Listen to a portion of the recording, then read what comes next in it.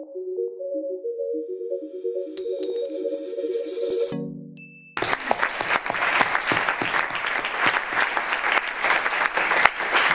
you very much. Thank you for inviting me here. Thank you all for coming.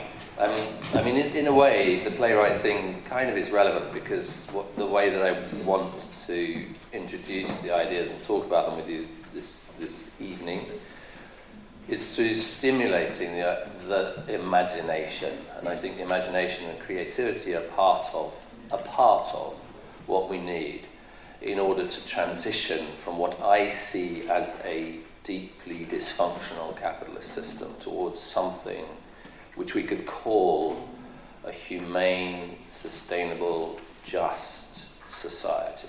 And that is, to some extent, a task of the imagination. I want to come on later to the idea that it isn't simply about imagination, but imagination is essential to it. So, I'm going to start by asking you to imagine. It is a rainy day in England. I know that's a really difficult thing to imagine because it never rains in England. But this rainy day was in March 2009, and a somewhat younger Tim Jackson was walking home from work.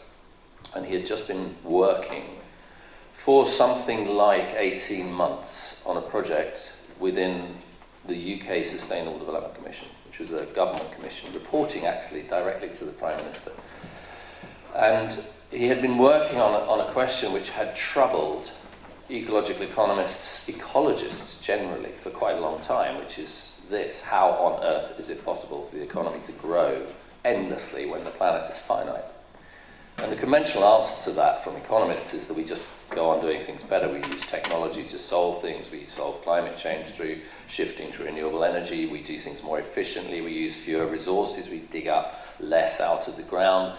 And that way we can keep economic growth going on and on and on. And the piece of work that I carried out with the Commission was essentially a kind of critique of that argument, asking how good would our technology actually have to be in order to solve all those problems. Can we realistically solve them with technology? Is the technology economic? Does the maths add up? And beyond that, do we live in a society in which actually it's possible for a government anywhere to create that sort of technological change fast enough to solve all the problems that we were looking at? So there I am. It's a rainy March evening, and I've done all this work. I've written the report. We have ground tested it with every single government department. We've had advisors from each of those departments coming into the Sustainable Development Commission. Sometimes we've gone out to those departments. They all know it's coming. We had even asked an advisor at number 10 Downing Street whether the title of the work would be okay if we put a question mark after it or not. So the title was Prosperity Without Growth, and the suggestion was that this might be better if we put a question mark after it. Maybe we can have prosperity without growth. Could that be a thing? Does that make any sense? And some of the commissioners wanted to do the question mark, and some of them didn't want to do the question mark. And so we couldn't come to a decision about that. So we asked an advisor at number 10. Unfortunately, the advisor had been away on a trip to China when we asked the question, and we didn't get the answer back, I think, until a day before this rainy Friday. And the answer was, I don't think it really matters whether you have the question mark or not, which we took at the time to be a positive sign that we could do away with the question mark and put the report out. All this work has been done.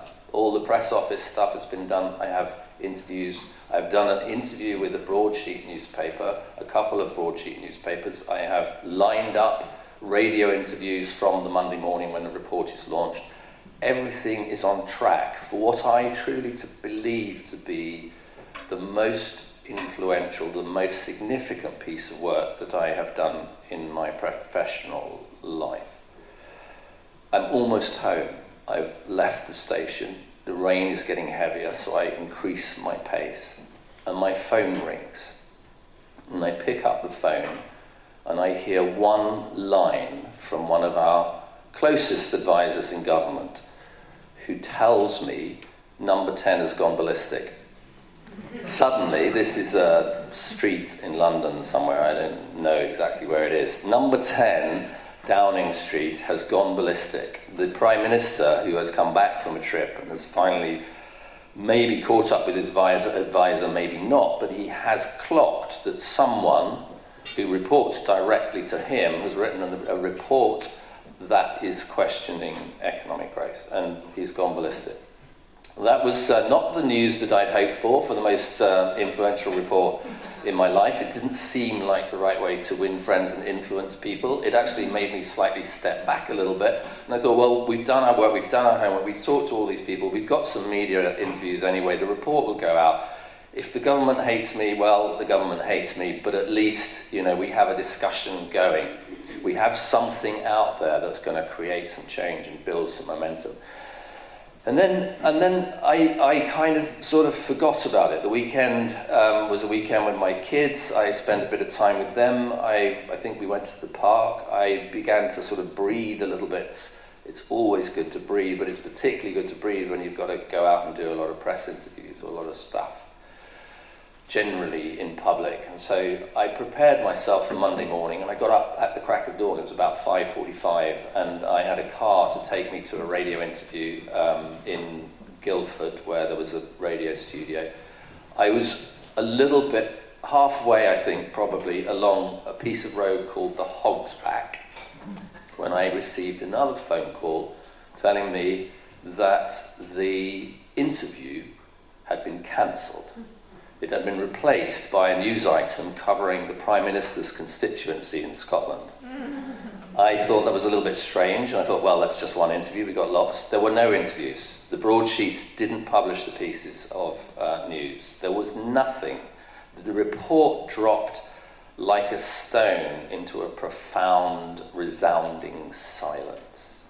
And that might have been, the end of Prosperity Without Grace.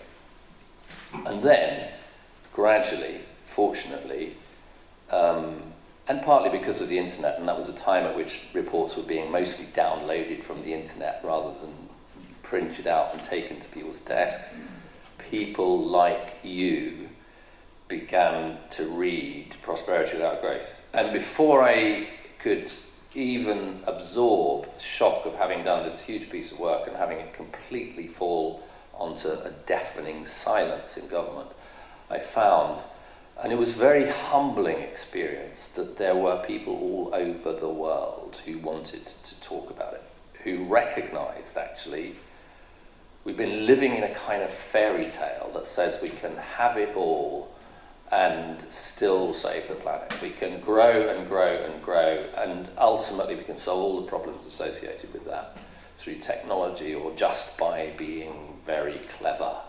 And those people ranged quite literally from octogenarians, people who had been around when the Limits to Growth report was published in 1972, to A-level students, and sometimes even younger, who would come to events that had been organised around it, and sometimes sit on the floor around me as I was talking about this. And that was completely the opposite experience from being sort of a sense of, oh, I have ruined my career by pissing off the government.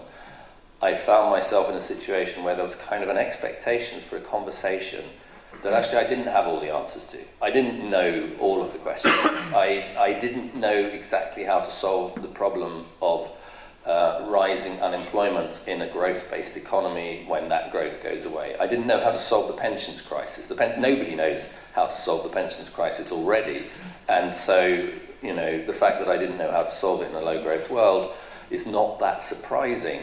But it was an indication, that conversation was amazing, it was an indication of how fertile that issue was in the public imagination. I didn't feel I prompted that conversation. I felt as though it was already there, and I could walk into places, into church halls, into women's reading groups, into financial investment companies, into chemical companies, into schools, into universities, into political places, into theatres.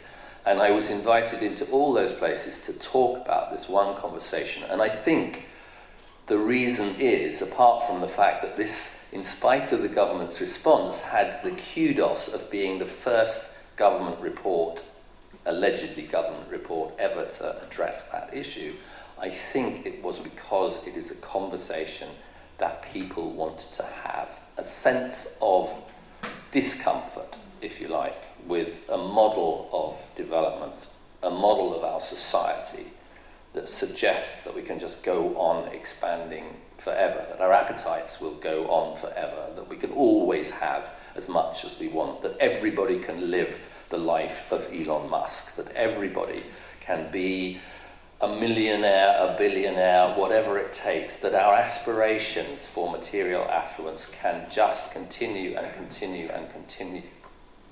And the thing, apart from the ecological impossibility of that, two things, I think, stand out when you consider that proposition of what prosperity in the conventional sense is supposed to be. One of them is that the system has delivered nothing like that. It's delivered it for a few people, but it hasn't delivered it for everyone. And to some extent, the pursuit of it by a few people has made the conditions of life for many on the planet much, much worse rather than much, much better.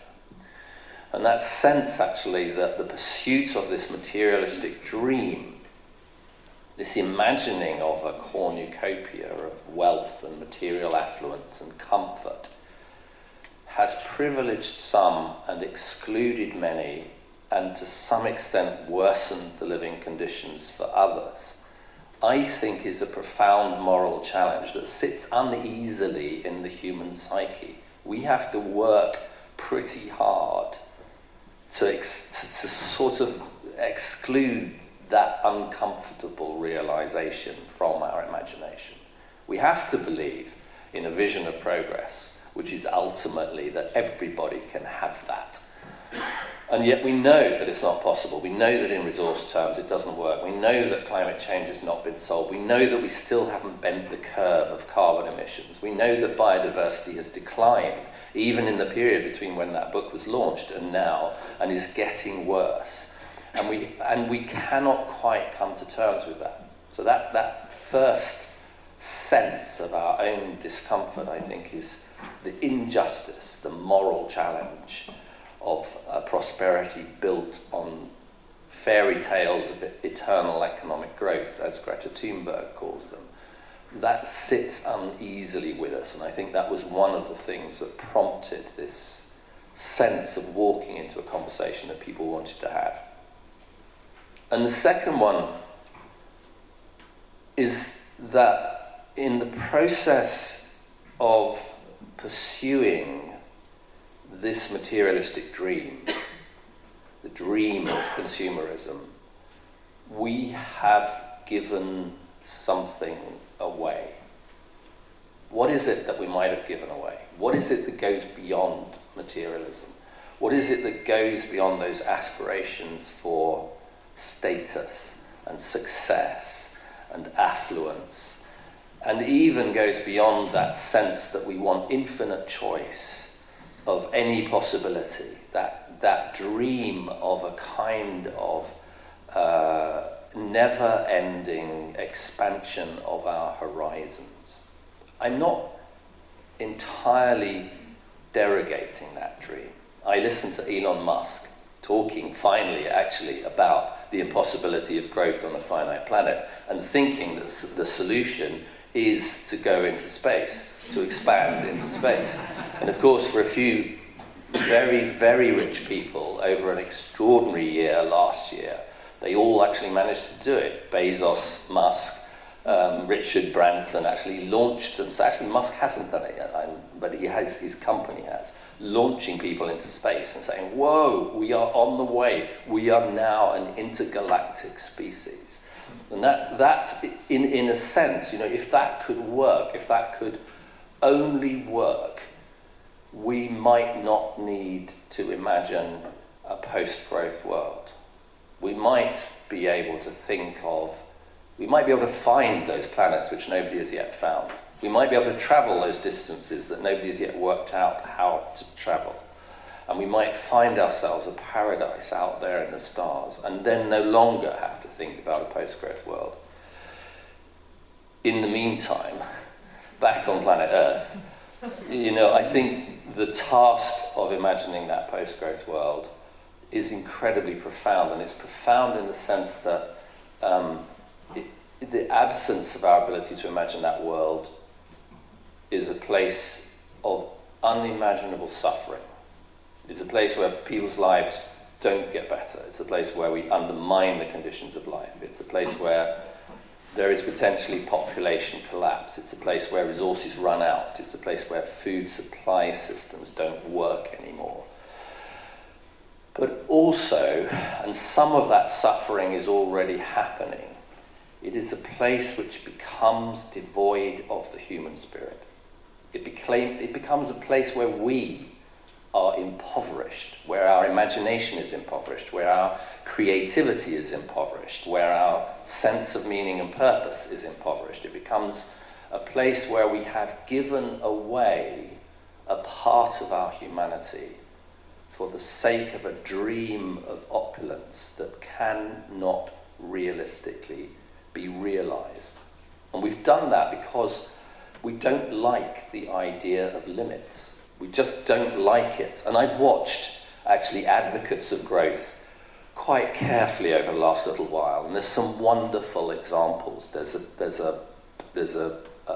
Just before I wrote the follow-up book to Prosperity Without Growth, which is a book called Post-Growth, which is a much more imaginative piece. Prosperity Without Growth was written as a policy piece for government. Government ignored it. It didn't fulfill that function at all. And one of the things that I realized from that was that you can't necessarily just challenge the public imagination, the policy imagination in that way directly while we are still in the grip of the myth of growth. And to me, post-growth was very much about opening up that conversation. But just before I was writing it, opening up in a more imaginative way, if you like, just before I was writing it, I was invited to go to Davos, the World Economic Forum, the great and the good, the arbiters of growth over half a century. This was the 50th anniversary of Davos, and I was asked to go there by Deutsche Bank to participate in an event called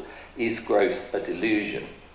This event was held sort of, in the side streets of Davos. It wasn't in the main hall at all, but in the main hall there were fascinating advocates of growth.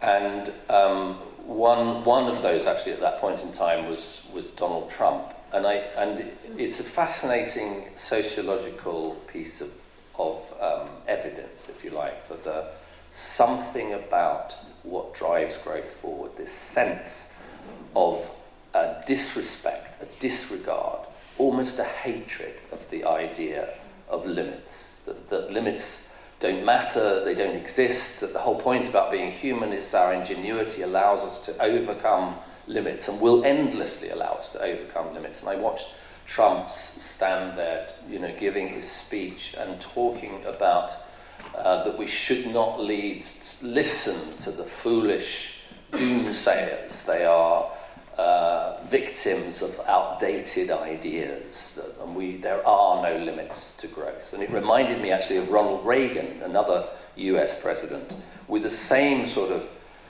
charismatic B-movie style of talking, who said there are no limits to growth because there are no limits to the human imagination, creativity, and invention. And both of these presidents, in their own ways, were talking about the sense in which they dislike and disrespect and reject the idea of limits. Reagan's analysis is particularly interesting because it wouldn't take much to agree with the idea that human imagination is unlimited. It wouldn't take much to agree with the idea that human creativity is unlimited. It wouldn't take much to agree with the idea that human inventiveness is unlimited. Our ability to solve problems, our ability to address issues, our ability to see beyond, see outside where we are. You know, that's part of where Musk is, this sense of a sort of expansiveness of thinking about the future, an imagination of the future, a world outside the one that we inhabit, something really much, much bigger than us. And to be attracted to that is a human quality. And to some extent, that sense of creativity, that sense of invention, that sense of ingenuity in us is something that we really prize. And I think one of the reasons why we see it in American presidents in particular is because it was the sort of frontier mentality that allowed us to expand across the globe into places that were hostile, that were other people's, but that's, you know, for the moment not the point, and that called on us to be the best that we could be in creating a new world. And I think that is all admirable. But when you look more closely at the proposition that presents us with no limits at all, it becomes deeply problematic. That's the point at which you have to kind of separate out the sense in which there are material limits, there are physical limits, there are biological limits. We are not an infinitely immaterial species. We can't change ourselves around. We can't create meat Lego, as Mary Harrington calls it, in becoming different sorts of people. And the attempts to do that, actually, were warned against in the story about Frankenstein from Mary Shelley some time ago, and in some sense are also playing out in some of what we're trying to do to our own biology and our own humanity. I'm not saying that there aren't good things that can come out of that disrespect for limits, but I think it's really important to distinguish the things which are limited and the things that are unlimited. And that, to me, actually is precisely the task of imagining a post-growth society, is to distinguish between what is limited and what is unlimited. And that distinction, I think, allows us to think of limits themselves as our teacher, to allow limits to become a gateway to the limitless. And of course we have to imagine that limitless. We have to know where to look for it, but we have to be to some extent rigorous in our approach to it. But we also have to be rigorous in our approach to identifying material limits, identifying where they exist, identifying what they mean for us, and allowing them to show us where the limitlessness is, and then allowing us to pursue the limitlessness, that creativity, that ability to create a different kind of world. The world that we can imagine, the abilities that we can imagine, the sense of experience that we can imagine for human beings, that is not limited by material things, that is available to everyone, a sort of sense of a new humanism, a reaching beyond our own limits, but not in this kind of sense of either traveling into space or believing just out of a perverse sense of wanting to have it all, that we can overcome those material limits all the time, but rather from a strategy of accepting limits in certain places, and then asking the question what it means to be human in the face of those limits. And this, I'm coming back to that second thing that I feel this debate teaches us about what we have given away. In the materialistic, consumer, hedonistic, comfort-based society, what is it that we've given away? We've given away the idea, actually, that we don't do our best when we're simply sitting in comfort. We don't exert ourselves when there's nothing to exert ourselves for. We don't strive for meaning when somebody presents their story of meaning to us and we sit comfortably back and watch it. I'm as much of a Netflix binge-watching addict as everybody in the room. And I think that as a part of our creativity does have a role to play. But I also feel that if that is the limit of our own imaginative struggles, then we are missing a part of our own humanity. We're missing that part that gets us up and out and doing things and striving for meaning and purpose. We're missing our own creativity in that process.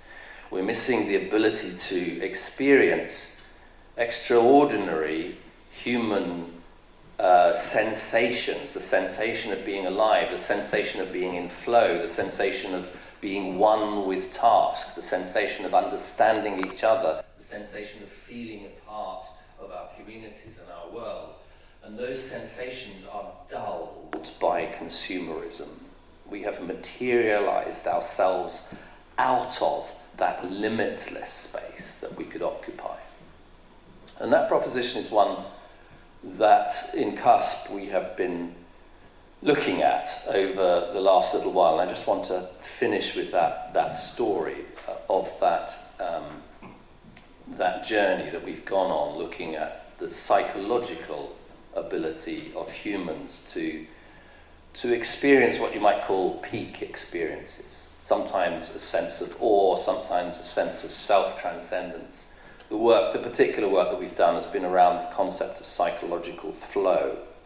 And it's a project that a psychologist called Csikszentmihalyi initiated back in the 70s with a book on flow. And flow for Csikszentmihalyi was precisely this experiential sense of being outside ourselves, in a state that is outside our normal understanding of the world, a state in which we are at one with task, a state in which we actually lose our sense of ego, a state in which we are one with the world, with the community, and with the tasks that we're doing all at the same time. And it is measurably, in psychology, associated with higher levels of well-being. It's a state that's been talked about by poets and philosophers and religious leaders. It's a state that has a legacy that goes back thousands of years.